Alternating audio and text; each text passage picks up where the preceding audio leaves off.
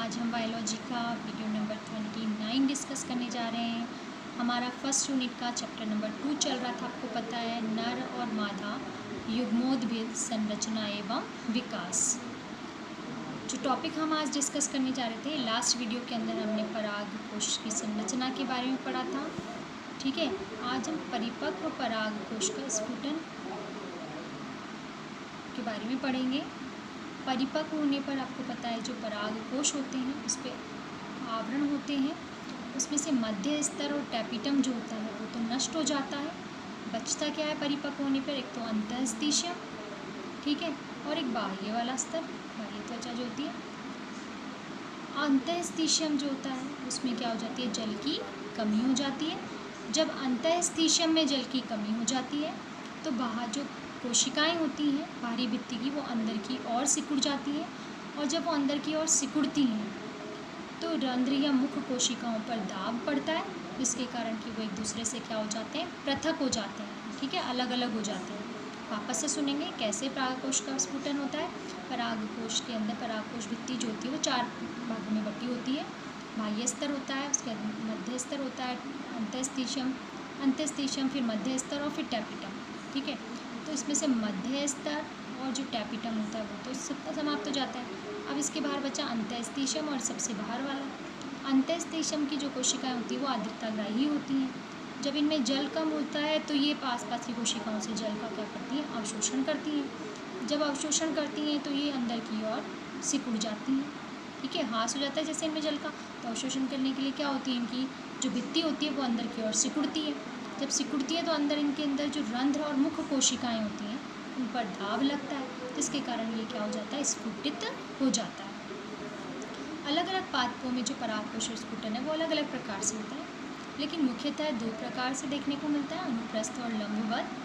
परागकोश स्फुटन निम्न विधियों द्वारा होता है। सबसे पहले बात करते हैं अनुप्रस्थ विधि द्वारा। ठीक है, अनुप्रस्थ विधि द्वारा क्या आपको पता है? परागकोश के अंदर ये परागकोश पालियाँ हैं, तो ये अनुप्रस्थ परागकोश के अंदर ये परागकोश पालियाँ होती हैं और इसमें अनुप्रस्थ रूप से विभक्त हो जाता है। ठीक है, अनुप्रस्थ रूप से स्फुटित हो जाता है, तो हम इसे क्या कह देते हैं? अनुप्रस्थ स्फुटन कह देते हैं। जैसा कि इसमें देखने को मिलता है, आपको तुलसी में देखने को मिलता है। नंबर 2 है लंबवत स्फुटन। लंबवत में स्फुटन जो है वो पालियाँ लंबवत रूप से विभक्त हो जाती हैं। देखिए, तो लंबवत स्फुटन। नंबर 3 जो है वो लंबवत होता है आपके कपास में, धतूरे में। छिद्र में स्फुटन की बात करूँ मैं तो देखो, छिद्र ऊपर से छिद्र के रूप में परागकोश स्फुटित होता है, परागकण छिद्रों में से निकलते हैं। तो ऐसा किसमें देखने को मिलता है? मकोई के अंदर। और चौथा है कपाट बन जाते हैं, और कपाट में से फिर परागकण बाहर निकलते हैं, जैसे बारबेरी के अंदर। तो कितने प्रकार के स्फुटन बताया मैंने आपको? 4 प्रकार। पहला कौन सा है? ये वाला है अनुप्रस्थ। ये है लंबवत रूप से, तो ये है लंबवत। ये छिद्र की सहायता से, तो ये तीसरा। और चौथा ये कपाट से हो रहा है, तो चौथा। इस प्रकार हमने 4 प्रकार के स्फुटन विधियाँ पढ़ी। पहला अनुप्रस्थ स्फुटन, परागकोश पालियाँ जो होती है परागकोश के अग्र के अनुप्रस्थ रूप से स्फुटित हो जाती हैं। नंबर 2 है लंबवत स्फुटन, लंबवत रूप से स्फुटित होती है पालियाँ। नंबर 3 छिद्र में, जिसमें छिद्र शीर्ष पर एक छिद्र होता है या अधिक छिद्र होते हैं, उनके द्वारा होता है, जैसे मकोई में, या फिर 1 या 2 अधिक कपाट बन जाते हैं परागकोश में, उनके द्वारा भी हो सकता है। ठीक है, अब बात करते हैं नर युग्मोद्भिद की।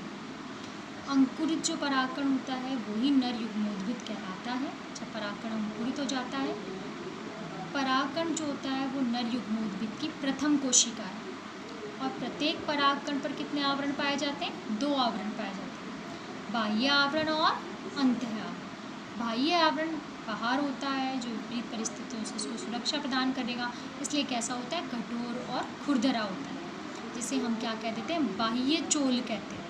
क्या कह देते हैं? बाह्य चोल। और किसका बना होता है? ये स्पोरोपोलिनिन का बना होता है। किसका बना होता है? स्पोरोपोलिनिन का। और स्पोरोपोलिनिन का बना होता है, और इसमें प्रतिरोधक वसीय पदार्थ होता है ये, जो इसको प्रतिरोधकता प्रदान करता है विपरीत वातावरण के प्रति। इसके आवरण पर छोटे छोटे छिद्र पाए जाते हैं, जिसे हम क्या कहते हैं? छोटा छिद्र को जनन छिद्र कहते हैं। और इस छिद्र के द्वारा क्या निकलती है, पराग नली। मैं चित्र के द्वारा और समझाऊंगी आपको।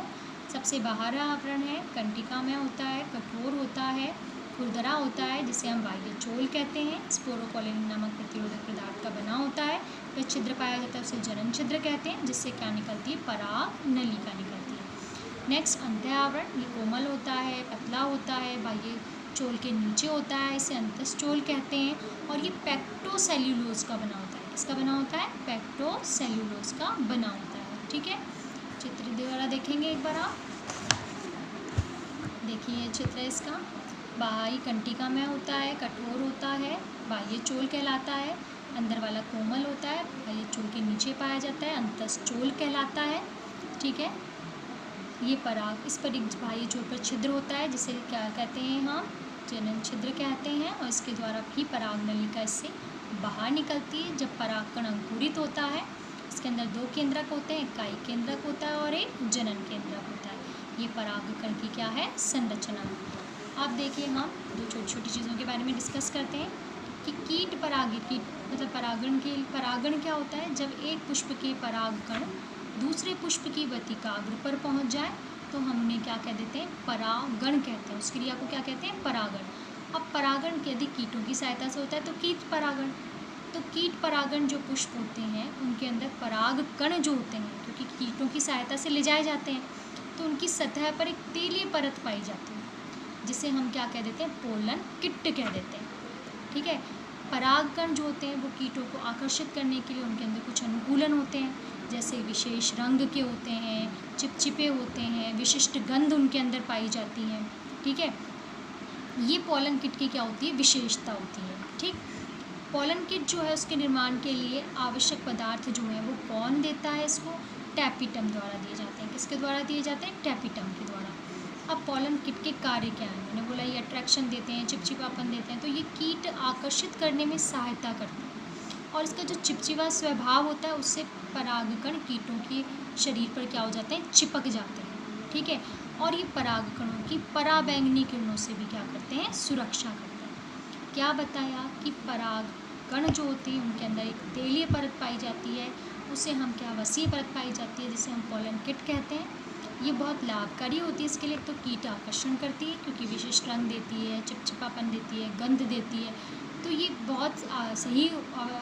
दूसरा, ये कीट आकर्षित करने में, क्योंकि रंग आकर्षण देता है, गंध आकर्षण देता है, चिपचिपापन कीटों को चिपकाने में मदद करता है। कीटों के शरीर पर ये चिपक जाते हैं आसानी से, और वो जब दूसरे पुष्प पर बैठते हैं तो परागण की क्रिया आसानी से संपन्न हो जाती है।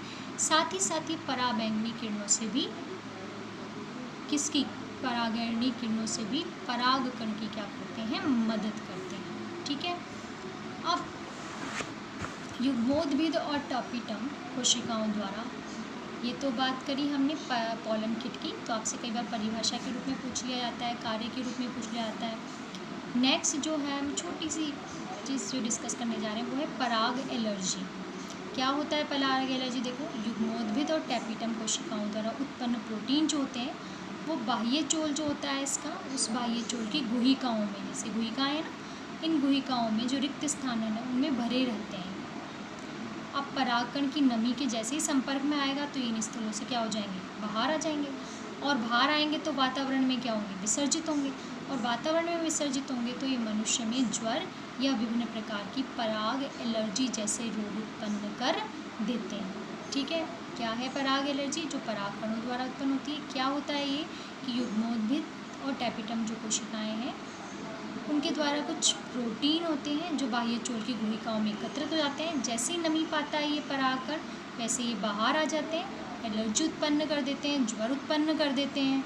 ठीक है, और ये जो प्रोटीन होते हैं ये कई बार मदद भी करते हैं किसके अंदर, जब परागकण वृत्तिकाग्र पर पहुंचता है तो वृत्तिका पुष्प की जो वृत्तिका होती है, वृत्तिकाग्र और उनके मध्य एक प्रक्रिया होती है जिससे पहचाना जाता है क्या ये उस पुष्प का ही परागकण है।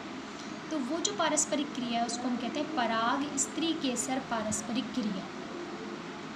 उसको उत्पन्न करने पर ये वृत्तिकाग्र को पहचानने में भी मदद करता है कि ये उसी पादप का परागकण है। ये पहचानने में भी ये जो पराग एलर्जी है या इसके द्वारा जो इसकी प्रक्रिया के द्वारा उत्पन्न जो प्रोटीन है वो जो है इस प्रक्रिया में क्या होते हैं, सहायक भी होते हैं।